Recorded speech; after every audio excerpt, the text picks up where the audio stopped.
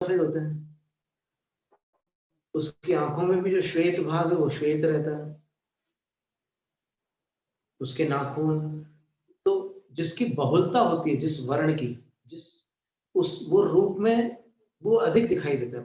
प्रायः शब्द लिखा, रूप्यते दृश्यते प्रायः, प्रायः जो रूप दिखाई दे रहा है उसके आधार पर वर्ण को नामांकित करके उसको बुलाया जाता है या उसका वैसा कथन किया जाता है, सफेद बगुले। फिर और भी ऐसे जो भी शब्द है, हरा भरा बगीचा, अब हरा बगीचा उसमें हो सकता है लाल फूल भी हो, पीले फूल भी हो, लेकिन हरा बगीचा ही कहलाएगा।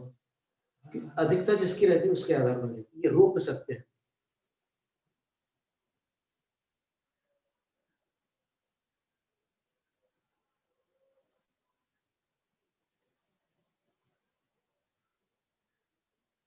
फिर एक संभावना सत्य है। क्या है संभावना? तो बोलते हैं छद्मस्त ज्ञानिनो वस्तु याथात्म दर्शने प्यलम दृष्ट दोषापहारेण गुण पोषण कृन्मनः शक्र शक्नोति तर्जन्योद्धर्तुं मेरुमपीति वा। श्लोक 3 कैसे दिए? हाँ, वो 3 पंक्तियों का भी बनाते हैं कभी कभी, ऐसा हो जाता है।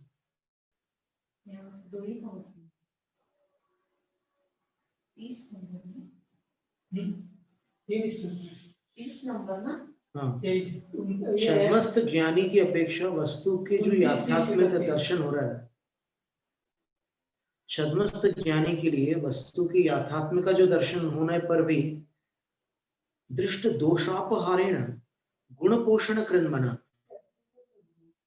देखे हुए दोष का अपहरण पूर्वक गुण पोषण करने वाला जो मन है, ये कुछ अलग लग रहा है ना? कुछ गड़बड़ लग रहा है। नहीं तो फिर ठीक है, ये 30 नंबर के बाद अपने इसमें 31 ढूंढना होगा। 31 का नंबर बदल गया, अब नागारंज लेके गए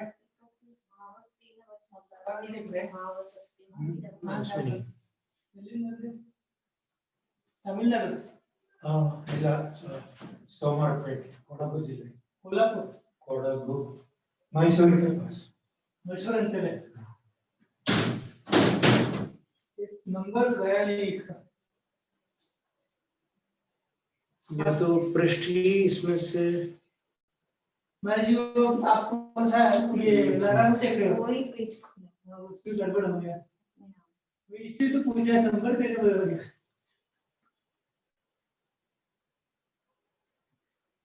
आगे कुछ होता है।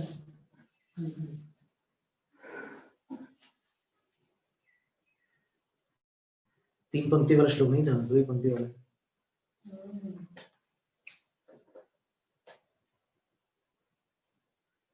छद्मस्त ज्ञानिनो, ये भाव सत्य का वर्णन है। छद्मस्त ज्ञानिनो वस्तु याथात्म्यादर्शने प्यलम दृष्ट दोषापहारेण गुण पोषण कृन्मनः भावस्तेन वचः सत्यम भाव सत्यमिदं पयः प्रासुकं नेदमित्यादि वचो वा वृत्ति गोचरम्। जो छद्मस्त ज्ञानी के लिए वस्तु के याथात्म का दर्शन न होने पर भी दृष्ट दोषापहारेण, दिखने वाले दोष का अपहरण पूर्वक गुण पोषण कृन्मनः, जो गुणों का पोषण करने वाला उसका मन है, उसका अभिप्राय है, उसको भाव कहते हैं। 3 वचन, उस भाव से जो वचन बोला जाता है, वह बोला गया जो सत्य वचन है, वह भाव सत्यम इदम, भाव सत्य कहलाता है। जैसे उदाहरण के लिए तो बोलते हैं कि इदम पय प्रासुकम न इदम, ये पानी प्रासुक है और ये प्रासुक नहीं है, इत्यादि। वचो वा वृत्ति गोचरम, जो प्रवृत्ति में विषयभूत है बोलचाल में अपन जिसको प्रासुक अप्रासुक बोल सकते हैं, ऐसा कथन कर दिया। अब सूक्ष्मता से देखो, छद्मस्त ज्ञानी के ज्ञान की अपेक्षा से वो प्रासुक है।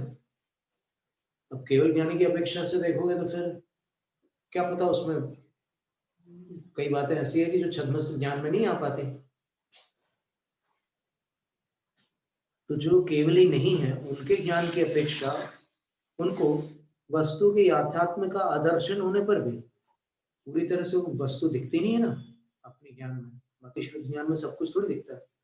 तो अदर्शनी न दिखने पर भी अलम अच्छे ढंग से दृष्ट दोषापहरण, जो दिख रहा है उस दोष को अपहरण करके, उसको अपहृत करके, और गुण पोषण कर मना, जो अपना मन जो होता है गुण के पोषण करने का मन होता है, उसका नाम भाव है। और उस भाव के साथ बोला हुआ जो सत्य वचन है, वो भाव सत्य वचन है।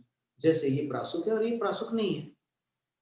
जैसे कल का जो पानी रखा होगा कहीं, तो वो अप्रासुक है, और ये प्रासुक, आज का प्रासुक प्रासुक है, ऐसा कह दो। ये तो कर यानी कि हम बुद्धियों को देख नहीं पाते हैं। वही तो हम दीवाने का आपको भगवान का वही हम करते हैं श्रद्धा की अपेक्षा, लेकिन हमको देखते हम दिख नहीं सकते। उसी का नाम भाव है। भाव से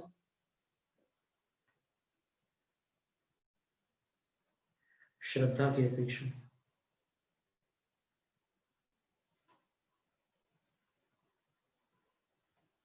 इसी तरह के पाप वर्जन सत्य को भाव सत्य कहते हैं। जैसे पाप वर्जन वचन जो लिखा है भावार्थ, तो वो भाव जो है ना, व्रति का भाव है। इसलिए प्रासुक अप्रासुक की जो चर्चा निकल रही है ना, नहीं पाप वर्जन वचन को ऐसा लिखा है माता जी वाली प्रति में। तो पाप वर्जक वचन होना था, क्या होना था? ठीक है, फिर अब संवृत्ति सत्य का वर्णन कर रहे हैं। या सा सर्वानुमत्या वाक् ख्याता संवृत्ति सत्य वाक् कारणांतरजत्वेपि पंकजे पंकेजमिति वाग्यथा।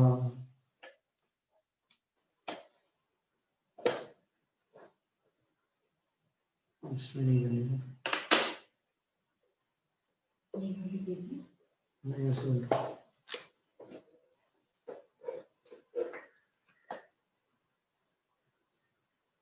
संवृत्ति सत्य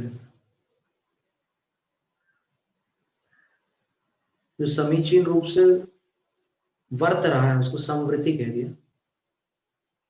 या सा सर्वानुमत्यावा, जो सर्व को अनुमत अर्थात मान्य वचन है, जो लोक मान्य वचन है, समझ लो। ख्याता संवृत्ति सत्यवाद, वो आगम में संवृत्ति सत्य वचन के रूप में ख्यात है, विख्यात है।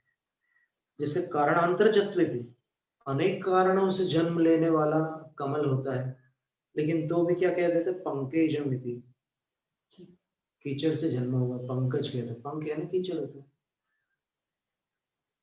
इति वाक्य था, ऐसे ये उदाहरण दे दिया। तो लोक में ऐसे जो चलन में रहता है, उसमें बाकी चीजें गौण करके किसी एक बात को प्रमुख करके लोग वैसा बोलने लग जाते हैं। फिर देश सत्य, सर्वदेशैक वाक् देश सत्यमोदन पाक वाक् यथा वृत्त्या वृतो ग्राम इति ग्रामादि वर्णनम। जो सब देशों में एक ही वचन रूप चलता है, मतलब कोई ऐसा शब्द जो देश सत्य उसको कहते हैं, जो आप कहीं भी किसी भी स्थान पर चला जाओ तो उसको वही कहा जाएगा।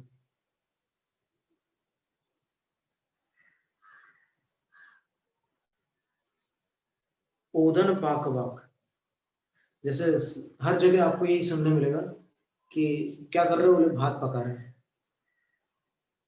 तो भात पकाया नहीं जाता, पका हुआ होता है भात, लेकिन बोलने में लोग यही बोलते हैं, ये देश सत्य।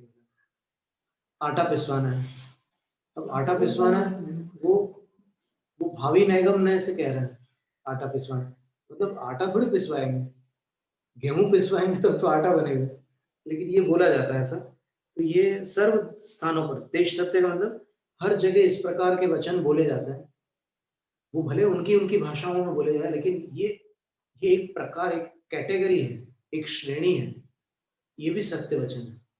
देश सत्य कहलाता है। यथा वृत्त्या वृतो ग्राम, जैसे बाड़ी से घिरा हुआ जो होता है उसको गांव कहते हैं। अब बाड़ी से घिरा हुआ भले खेत भी हो, तो अभी वहां पर वो विवक्षा नहीं रहा।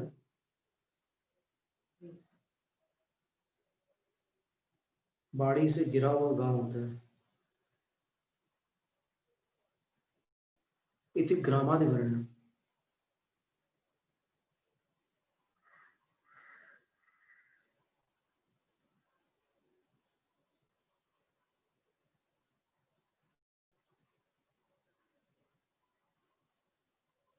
जो चारों ओर बाढ़ से घिरा हो उसे गांव कहते हैं।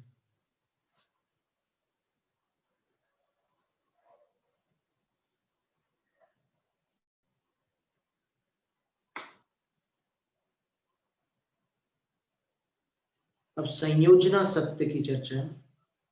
से नौषधादि विन्यास विभाग क्रम वर्णना वाणी संयोजना चक्र व्यूहैलाद्यादि वाग्य था। अभी जो कहा है जनपद सत्य का, देश सत्य, जनपद का जनपद अभी इसके बाद आना है। अभी बीच में संयोजना सत्य है।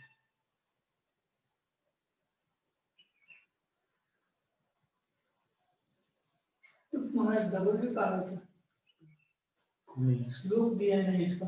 सेना का संबंध विन्यास के साथ लगाना और औषध आदि का संबंध विभाग के साथ लगाना। सेना का विन्यास का अर्थ व्यूह रचना होती है, और औषध का विभाग करना मतलब आहार के शुरू में ये लेना, बीच में ये लेना, अंत में ये लेना। ये विभाग हो गया, काल विभाग हो गया। संबंधी क्रम का वर्णन करने वाली वाणी को संयोजना सत्य कहते हैं। उदाहरण क्या दिया कि जैसे यह सेना चक्र व्यूह में स्थित है, अर्थात इसका विन्यास चक्र के आकार का है, और इलायची का विभाग अधिक होने से किसी औषध को इलायची बटी कहते हैं।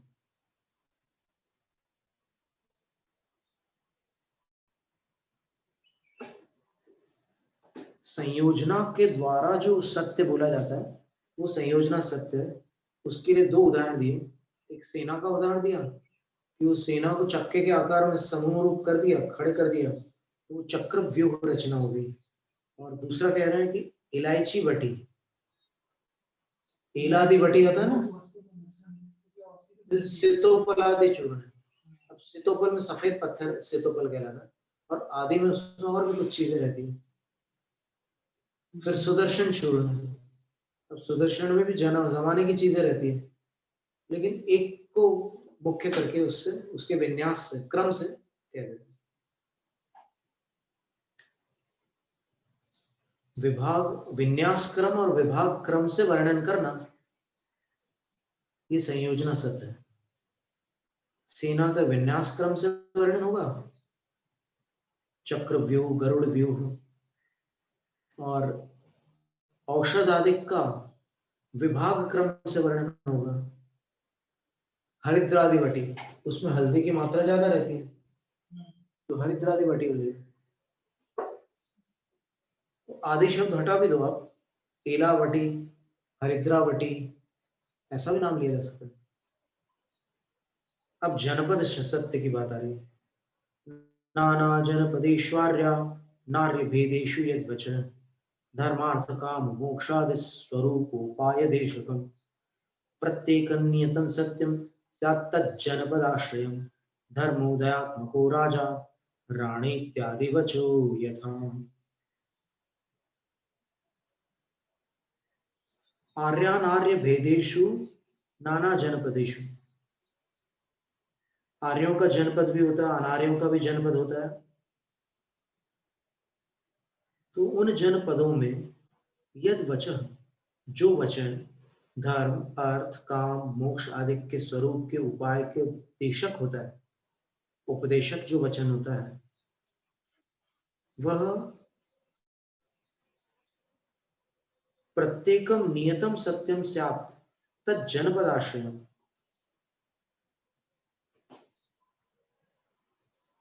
तो प्रत्येक के लिए जो जो नियत है वो उनके लिए कहना, वह जनपद सत्य कहलाता है। जनपद के आश्रय से कहना, क्योंकि जनपद दो प्रकार के हो रहे हैं, आपको एक आर्य जनपद और फिर दूसरा म्लेच्छ जनपद या अनार्य जनपद। तो उनके लिए उस प्रकार से कथन करना धर्म अर्थ काम मोक्ष का, वो जनपद सत्य होता है। उदाहरण क्या दे रहे हैं? धर्मो दयात्मक। आप उन सभी से कह सकते हैं, आर्य से भी कह सकते हैं, म्लेच्छ से भी कह सकते हैं कि धर्म जो होता है वो दयात्मक होता है, दया रूप होता है। क्रूरता कभी धर्म नहीं हो सकती।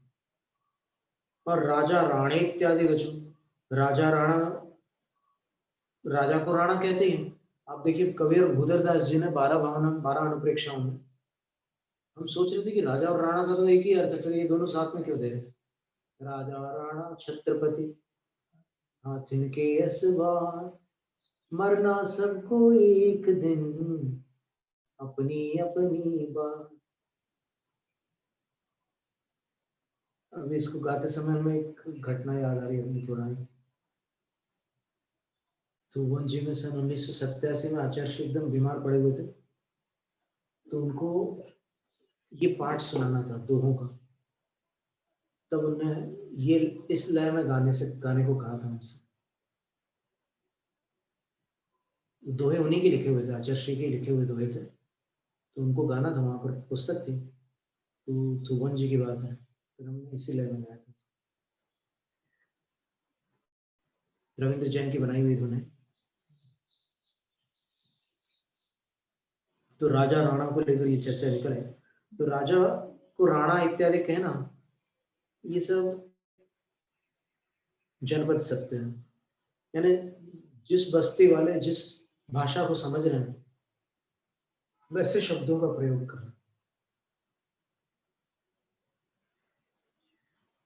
जैसे कोई ये नहीं समझ रहा है कि तुम्हारी उत्पत्ति किन माता पिता से हुई, ये वाक्य उसको समझ में नहीं आ रहा।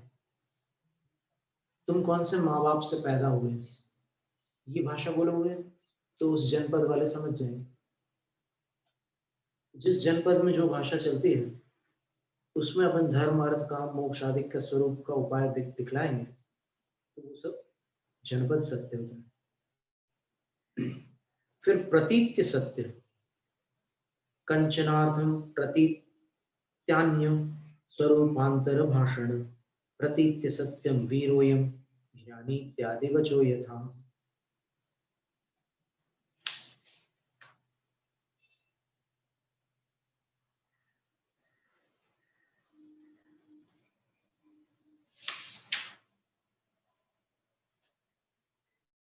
कंचनार्थम किसी पदार्थ को प्रतीत्य अपेक्षित करके, अन्य स्वरूपांतर भाषण उसके किसी अन्य भिन्न स्वरूप का कथन करना, वो प्रतीत्य सत्य है। जैसे अयम वीर ज्ञानी इत्यादि वचय था, जैसे ये वीर है और ज्ञानी है, तो वीर के साथ आपने ज्ञानी जोड़ दिया, तो अथवा हाँ वीर और ज्ञानी दो को अलग दृष्टांत भी ले सकते हैं। ये वीर है, ये दूसरों की तुलना करके आपने उसको वीर कहा, इसलिए इसका नाम प्रतीति सत्य। ये ज्ञानी है, दूसरों से तुलना करके आपने ज्ञानी कहा, यानी बाकी लोग इसकी अपेक्षा से कम है, ये प्रतीति सत्य हुई। फिर समय सत्य यानी आगम का सत्य, सिद्धांत समयस्तेन प्रसिद्धांत प्ररूपण वच समय सत्यम स्यात् प्रमाण नय संश्रयम। सिद्धांत को समय कहते हैं। रत्नकर्ण शौकाचार्य में आता है ना, 148वीं कारिका में, समयम यदि जानीते श्रेयो ज्ञाता ध्रुवम भवति। आगम को यदि अच्छी तरह जान लेता है तो फिर वो श्रेष्ठ ज्ञानी नियम से बनता है। जो समय का अर्थ आगम है, यहाँ पर कह रहे हैं सिद्धांत को ही समय कह रहे हैं। प्रसिद्धांत प्ररूपण तेन उसके द्वारा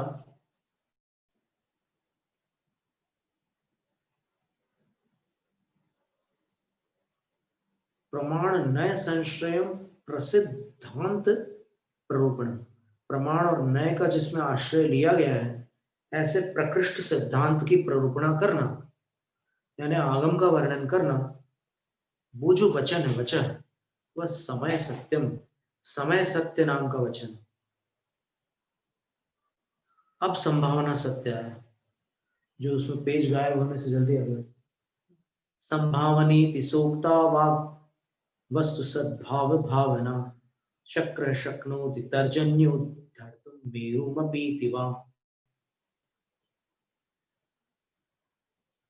ऐसी संभावना है इसलिए बोला गया जो वचन है, संभावना की अपेक्षा से बोला जाने वाला वचन जो है, वस्तु सद्भाव भावना,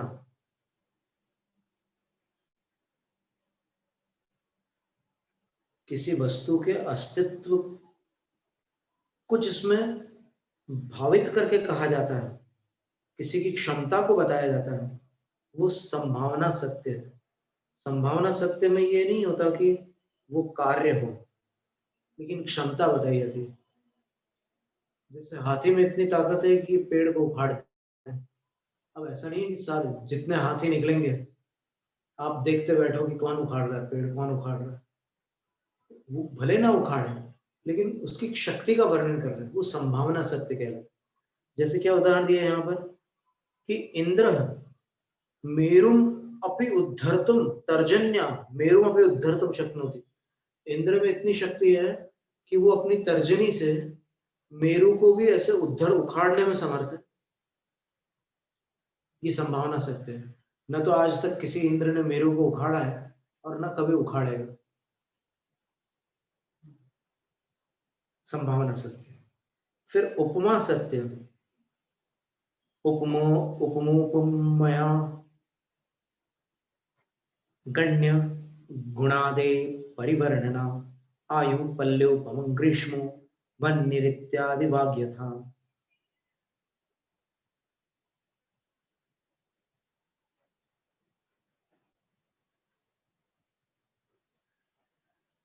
अगण्य गुणादे, जो उपमोपमया, उपमा यानी तुलना की उपमा से अगण्य का गुणादिक,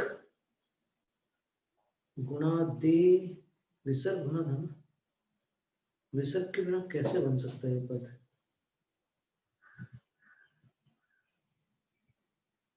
इसमें या गुण्य गुण्य गुण्यादि ऐसा है। गुण्य गुण्यादि है, ऐसा भी रूप बन सकते हैं।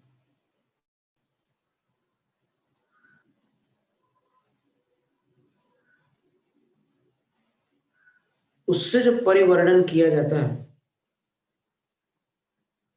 जिसे जिसको आप गिन नहीं सकते, लेकिन फिर भी आपको उसका वर्णन करना है तो कैसे करोगे वर्णन?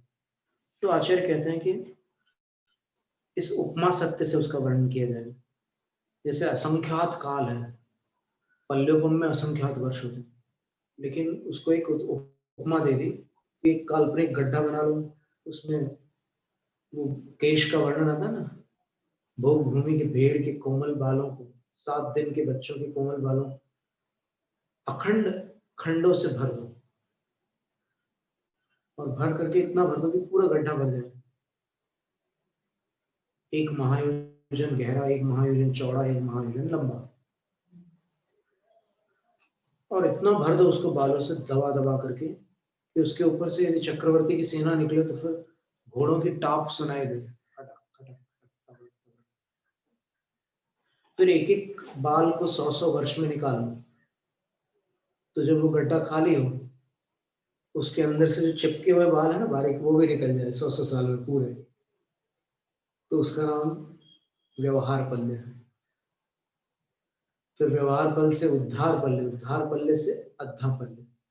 ये क्या होता है? क्या? 100 पान खाने वाले पान, 100 पान तक में एक सुबह उसमें खोजना उतना टाइम अंतर्मुख कहते हैं। अंतर्मुख वो कहीं हमें पढ़ना होगा फिर से, इसका वर्णन कहीं पढ़ेंगे तब हम बता पाएंगे। सो पान लेना, पान खाने वाले सो लेके जमा देना, उसको एक सुबह लेके आर पार करने में जितना टाइम लगता है उसको एक अंतर्मुख बोलते हैं। अच्छा,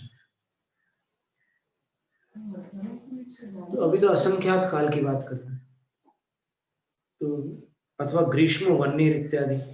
ग्रीष्म काल जो है आग बरस रही है, बाहर मत जाना, आग बरस रही है बोलते हैं। तो ये सब उपमा सकते हैं, नहीं तो कोई कैमरा लेकर पहुंच जाए कि आग कहाँ बरस रही है।